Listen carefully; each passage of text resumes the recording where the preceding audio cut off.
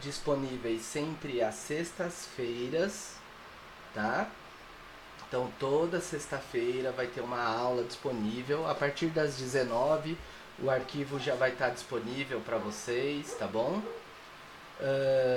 Então sempre vai ter no EAD de sexta-feira postado uma videoaula, um vídeo complementar, uma apostila. Quando a gente termina uma apostila eu já posto a outra, ou vai ser a mesma, aí é só pegar do tópico anterior. E vai ter também uma tarefa essa que eu vou sempre iniciar as aulas a partir da próxima aula escolhendo 2 exercícios ou 3 aleatórios e corrigindo aqui nessa aula. Se você fez uma X quantidades de tarefas, você vai tirar 1, que vai somar com a nota da N2, que vai valer de 0 a 7. Se você fez uma outra quantidade, vale 2, e se você fez todos, vale 3, beleza? Então, quanto mais você fazer, maior vai ser sua nota, sendo ela 1, 2 ou 3, ou 0 se você não fez nenhum. Beleza? Bom, então vamos dar andamento aqui. Bom, quando a gente fala em ciência, a gente fala de níveis de conhecimento. Então não é possível fazer trabalho científico sem conhecer alguns instrumentos. Quais são eles? As atividades cognitivas, que é como saber, os termos e conceitos, que são os fundamentos, e os processos metodológicos, que é o como fazer, que é o que a gente vai aprender aqui com essas aulas. Bom, quando a gente fala de conhecimento, a gente fala de 4 tipos de conhecimento. A gente fala de conhecimento empírico, a gente fala de conhecimento científico, a gente fala de conhecimento filosófico e a gente tem também o conhecimento teológico. Bom, o que é o conhecimento empírico? Ou também conhecido como conhecimento popular. É aquele que é obtido sem nenhum método ou sistema, que a gente aprende por experiências do acaso, que é aquele chamado de conhecimento popular.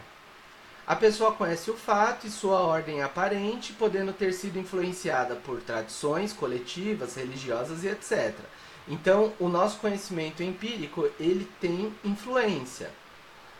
Exemplo, plantas e água, manga e leite, né? A gente sabe que as plantas precisam de água e a gente tem esse conhecimento sem estudar, com a vida a gente aprende. E aquela história de que eu não posso, por exemplo, tomar manga com leite. Ah, por que não posso? Ah, porque minha avó me falou que se tomar, passa mal.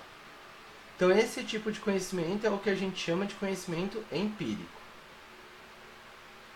A gente tem o conhecimento científico, que ele é a procura do saber, né? Procura conhecer, além do fenômeno, suas causas e leis. Ele é uma concepção mais atual. Só que a ciência ela não vai ser algo nem pronto e muito menos definitivo. Ela não deve ser a posse de verdades imutáveis, ou seja, verdades absolutas que não podem ser mudadas. Ela está sempre em processo de construção, ou seja, a ciência ela é muito dinâmica, ela não para, ela não finda e nem acaba. Ela vai sempre ser um processo contínuo de evolução, construção, enfim.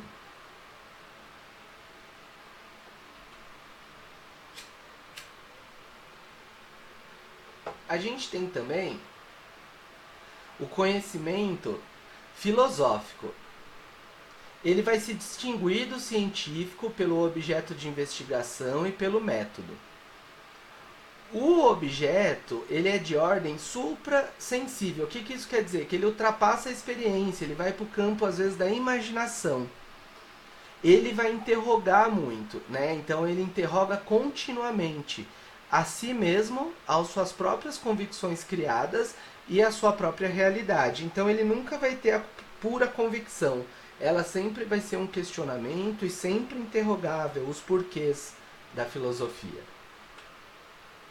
E a gente tem o conhecimento teológico, que ele vai estudar e tentar entender o que é um mistério.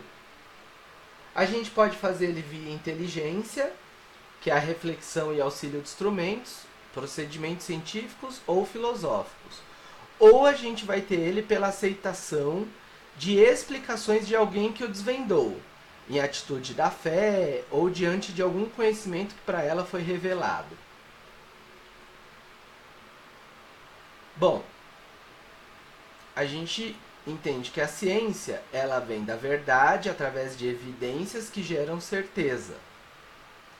E aí algumas perguntas para a gente pensar. Como é que o ser humano ele pode conhecer a verdade? Pensem aí. E o que é verdade? Pausa o vídeo e pensa um pouco.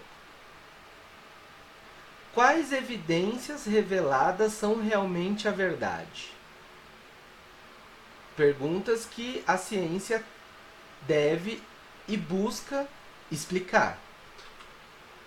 Bom, o que é verdade para começar a história? Verdade é quando a essência das coisas se manifesta. Ela se torna visível ao olhar, à inteligência e também à compreensão humana.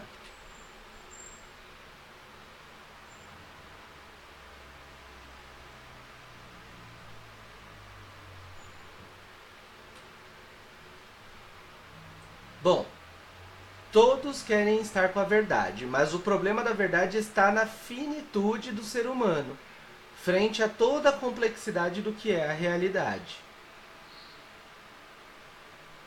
E o que são evidências? Evidências elas vão ser a manifestação clara, transparente e de desvelamento da essência da coisa, ou seja, são as provas. É o que faz eu entender, provar que aquilo acontece, que aquilo é um fato. E certeza? Certeza é o estado de espírito que consiste na adesão firme a uma verdade sem temor de engano. Ou seja, algo que se sabe que é aquilo e não pode se alterar. Ou talvez possa, mas se sabe que naquele momento é aquilo. A partir do momento que a evidência se manifesta de forma clara, aí ela passa a ser uma evidência e pode ser e se torna uma certeza, a verdade. Então, se entende que se certeza tem esse significado que eu acabei de falar, entende-se que a ignorância então é o estado intelectual negativo, que é a negação de algo que já foi provado que é assim. Então, por exemplo, uma pessoa falar que vacina não funciona, ela está sendo ignorante em relação a esse assunto porque já existem comprovações científicas, fatos que são certezas, verdade, dizendo que funciona, por exemplo. Então a ignorância é a ausência do conhecimento das coisas por falta do desvelamento. Ela pode ser uma ignorância vencível, que ela é superada, ou invencível. Uma ignorância que persiste, e a gente vê um monte por aí. Ela pode ser culpável, que é a obrigação de fazer desaparecer, ou desculpável. Então, ficamos com a dúvida do que é dúvida. É o estado de equilíbrio entre afirmação e negação. Então eu não sei se é certo ou errado. Se é fato ou não é. Ela é espontânea quando o equilíbrio entre a afirmação e a negação resulta da falta do exame dos prós e dos contras. Ou seja, eu ainda não sei os fatos. Eu não tenho conhecimento sobre, então eu tenho dúvida. Já se eu não sei e expresso minha opinião, entra na questão da ignorância. Se eu não expresso minha opinião porque eu tenho dúvida, é porque eu ainda não sei os prós nem os contras para formar a minha opinião. Bom, então o que é o espírito científico? Ele é o processo de busca de soluções sérias com métodos adequados de problema proposto previamente. Então precisa de mente crítica, objetiva e racional para você ter o espírito crítico. Então você tem que ter uma mente que critica, que duvida, uma mente que vai ao ponto e uma mente que pensa também racionalmente. Então, dentro do espírito científico, a gente tem a tomada de posição que não aceite, que é fácil e superficial. A gente tem o trabalho impessoal, que desaparece a pessoa do pesquisador. Então, nós vamos sempre para este lado.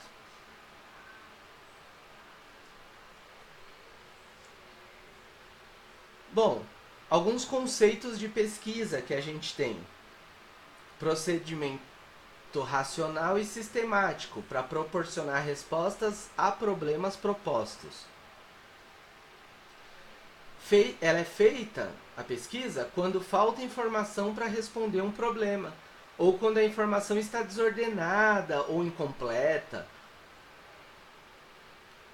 E aí ela pode não estar relacionada adequadamente ao problema. E aí se necessita então da pesquisa. E por fim, as referências utilizadas para fazer essa aula. Uma aula, a princípio, mais tranquila, introdutória, certo? De conceitos. E ao decorrer do semestre, nós vamos ter aulas que vão... eu vou fazer exercícios de referência. Então eu vou ensinar vocês a fazer referências, a fazer a introdução, a fazer a metodologia de um TCC, né? Estou dizendo. Então essa matéria é para ajudar vocês a aprenderem para fazer um TCC, principalmente. Nós vamos ver passo a passo, mas a gente precisa primeiro dessa parte mais básica, que é a que foi vista hoje. Agora a gente vai assistir juntos um vídeo que vai ajudar a completar um pouco este conhecimento. O ser humano está sempre em busca de conhecimento, e ao longo dos anos adotou formas diferentes de adquiri-lo. Nesse vídeo vamos elencar os 4 principais tipos de conhecimento da humanidade. Então, sem enrolação, vamos lá. Conhecimento popular, também chamado de empírico ou senso comum, é o conhecimento que adquirimos nas experiências cotidianas e geralmente é passado de geração em geração. De todos, este é o conhecimento mais prático. Conhecimento religioso, também chamado de teológico, baseia-se na fé. E é bom deixar claro que existe uma diferença entre fé e fideísmo, ou como alguns costumam chamar, fé racional e fé irracional. O conhecimento religioso se tem por exato, por absoluto. E existem diversas religiões e dentro dessas ainda podemos observar diversas vertentes. Mas em geral, essas religiões explicam a nossa origem, o sentido da vida, o que acontece após a morte e outros assuntos sobrenaturais e também assuntos ligados à moral e valor humano. Conhecimento filosófico é considerado como um intermediário entre o conhecimento popular e o científico, ou o religioso e o científico, pois parte da interação do ser humano com o mundo, mas é seguido de reflexão e pensamento crítico. Conhecimento científico se obtém através da metodologia científica, que em resumo é observação, questionamento, levantamento de hipóteses, experimento, análise e conclusão. Ciência é a cultura da dúvida, como disse Richard Feynman. Essas formas de conhecimentos são, na verdade, formas que temos de tentar entender o mundo que nos cerca. E todos os tipos de conhecimento foram e continuam sendo importantes para a humanidade. O que na verdade nunca fez, não faz e nunca fará bem para nós seres humanos é a arrogância.